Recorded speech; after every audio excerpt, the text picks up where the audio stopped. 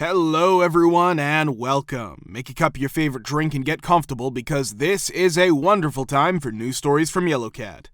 Send your own stories in the comments below and maybe they'll be in our new video. Subscribe to the channel if you're not subscribed yet. Let's get started. What was the fire me, I don't even care moment you had at work? Part 4. After graduating from high school, I spent 5 years working at a cheeseburger while I pursued my degree. I started out as a dishwasher, and by year 3, I was leading the shift and working the grill on Saturday and Sunday for rushes. We worked 9 to 11K days during the holiday season, which is currently for a restaurant with 25 tables, so there was always a line out the door. We would usually have 4 people working during our shift. A griller, a fryer, a person setting up the buns, and a person dropping the buns to toast. I was at the restaurant with the 3 most stupid people that night. These were longtime employees of restaurants with poor work ethics. Fast forward to the peak of the rush, which is around 7 p.m. I have 10 tickets hanging on the ticket machine and at least 15 on the grill. It was always advised that tickets be limited to 15 minutes. While I may not have been perfect, I believe that 80% of those tickets were sent out on schedule and accurately. The 3 potatoes I'm with are assisting, but they're falling behind. To keep up with them, I have to keep turning around as the grill guy and starting to make buns. I now adore this location's owners. They treated me well and are still available to assist if I need recommendations for the future. However, the 55-year-old manager, who is the employee at the time, appeared to be unhappy with herself for running a small restaurant. I'm sorry, Mary, name changed, but I didn't decide how you lived. The last 2 tickets were 18 minutes, Andy. Get it together or go home, yells Mary as she storms back to the front of the line. I'm doing the best I can with what I got, Mary, I say, turning to face her. Well, your best isn't good enough, she replies. I see, all right. I guess this is how we're gonna do it.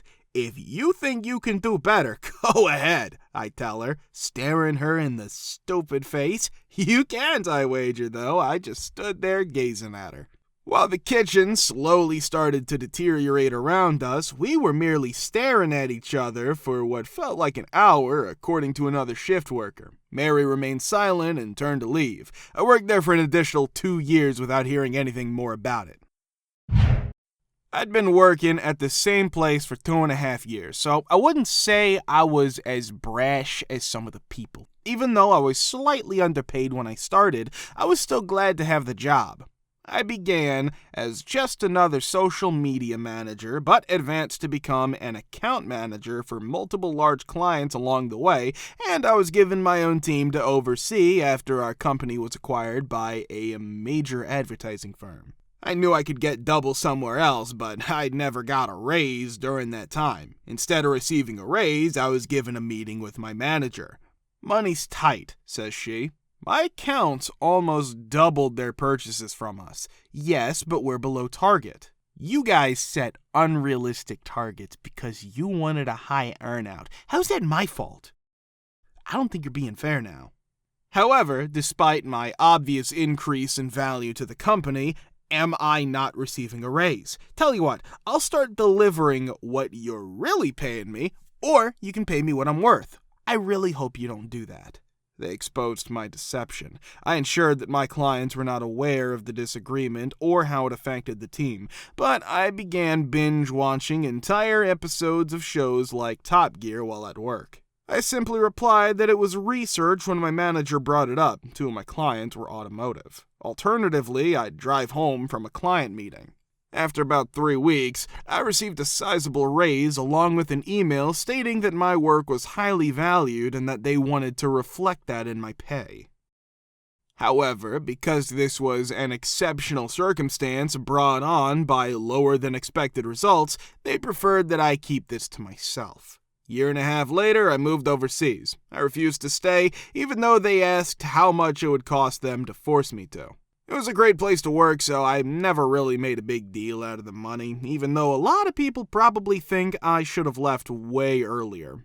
Even though I make far more money at my current job, I miss the excitement I get on Monday mornings from my work week much more.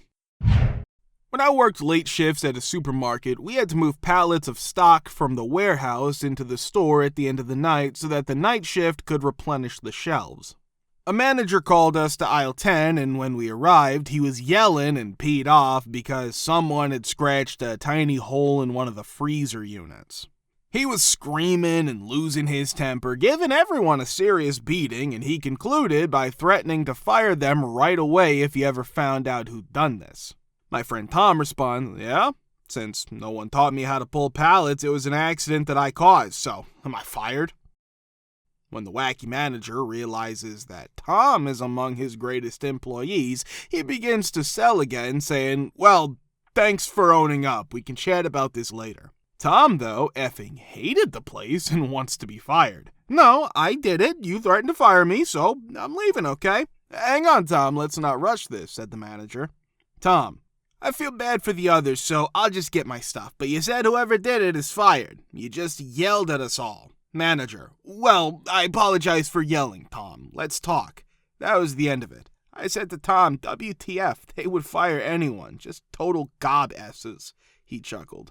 It was hilarious to watch the manager lose it and then attempt to regain control. To this point, no one has provided an example of a time when they did it and were fired, so I'll do so. However, some details have been changed to protect their privacy.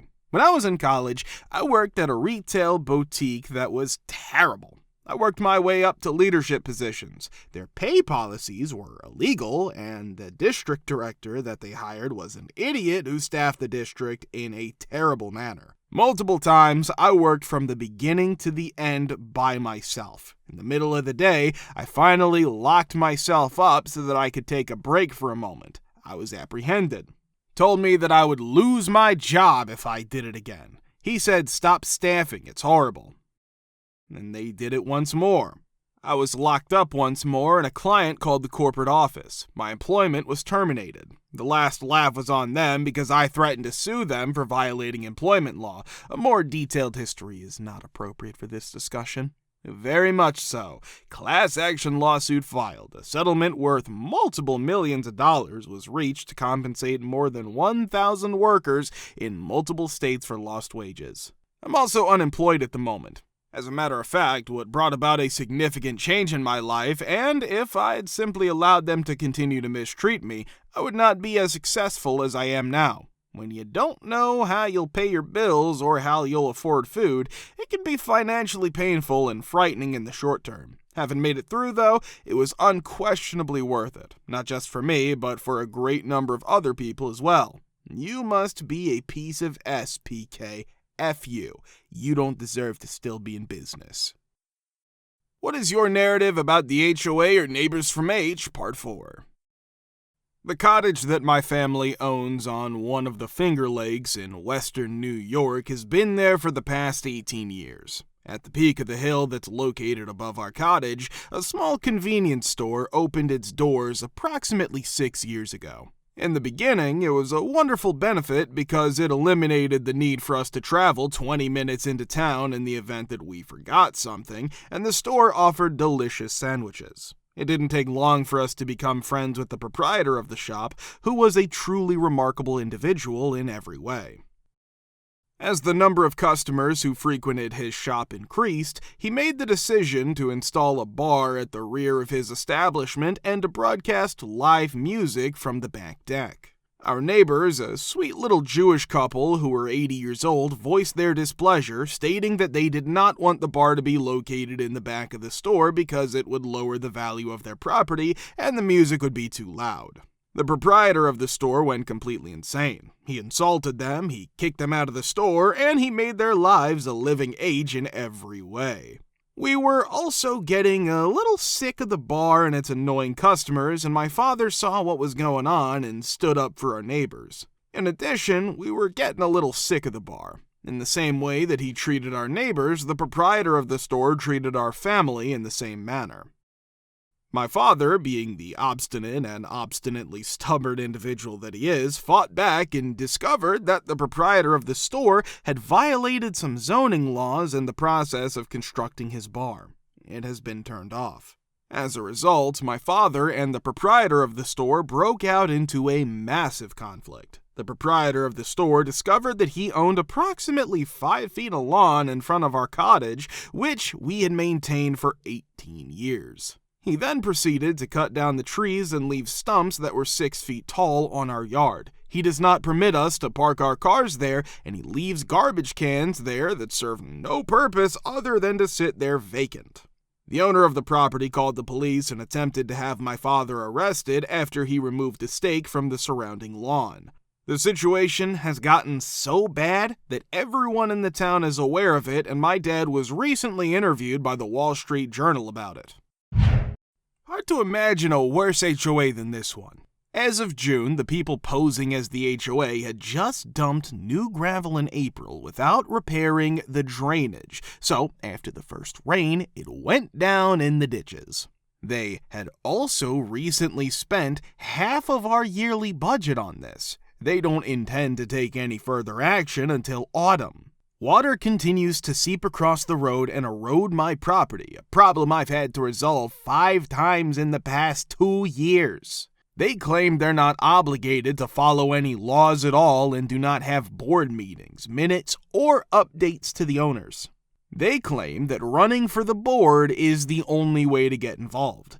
They still don't hold meetings, so if you run for the board, you're likely to be ignored or forced to take part in an anonymous midterm vote that they count themselves in order to remove you. They ask us to email problems to them, but all we get in return is a note saying they'll take them under consideration and won't be updating or fixing anything. Every year, they have a single phone-only owners meeting to which only one board member shows up. This member is clueless and requests that we email them with any issues before the meeting. These are only a handful of problems. There are others. Not only did my realtor and the title company accept unsigned and unrecorded declarations that removed most of the restrictions, but as we recently discovered, were invalid. We didn't even get into those. When I purchased the property, they gave these to entice me to buy.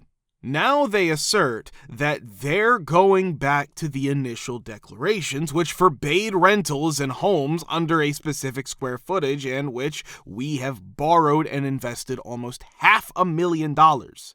These declarations have been in effect for a decade. That didn't stop them from taking our money and from acting in other dubious ways, like threatening to subtly blow up houses or chop down trees on your land. Well, there's more.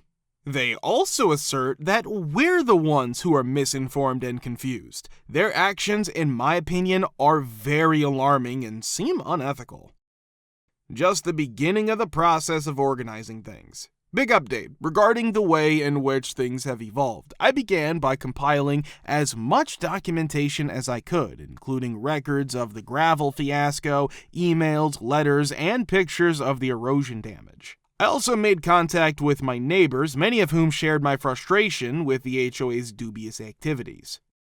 We made the decision to come together as a group of homeowners committed to holding the HOA responsible. We started by getting advice from a real estate lawyer with experience in HOA law. The lawyer was taken aback by what we disclosed and attested to the fact that the HOA's activities were probably unlawful as well as unethical.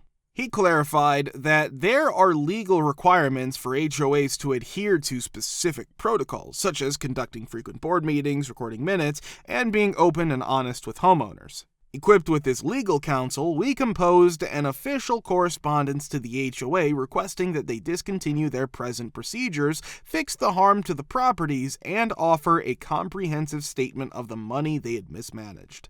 We forwarded copies of the letter to the state's Department of Consumer Affairs, the local press, and each and every homeowner. The response from the HOA was expected. They disregarded our requests and carried on as usual, but that didn't stop us. We brought legal action against the HOA, charging them with fraud, poor management, and breaking the laws that the state has in place regarding homeowners associations. Numerous homeowners supported the lawsuit, and our lawyer gave us confidence that we had a solid case. The local media took up the story as the lawsuit gained momentum and portrayed the HOA as an out-of-control group that had overreached its boundaries. The scrutiny they were under was heightened by the public pressure. Soon after, state investigators became involved and started looking into the HOA's procedures. Meanwhile, we carried on with our preparations. We updated the homeowners on the lawsuit status and urged more people to support our cause during our frequent meetings with them. The deeper we dug, the more we learned about the depth of the corruption within the HOA. It was discovered that the so-called board was actually a small group of people who'd been ignoring their responsibilities to the community and misusing HOA funds for personal expenses. The HOA's position deteriorated as the legal dispute got more intense. Their assertion that they were going back to the previous declarations was shown to be a bluff because they never had the right to enforce these documents and were never properly reinstated. The realtor and title company that had deceived us were also included in the lawsuit and faced additional legal obstacles. The state's cease and desist order against the HOA dealt the final blow, essentially dissolving the existing board. After finding it in our favor, the court mandated the restoration of all embezzled funds, the reconstruction of the damaged properties, and the election of a new HOA board that would be subject to close supervision and chosen by the homeowners. It was a sweet victory. If you want to watch the part 3, click the link here. We're very, very glad to see you all in the comments again. Many thanks for your support.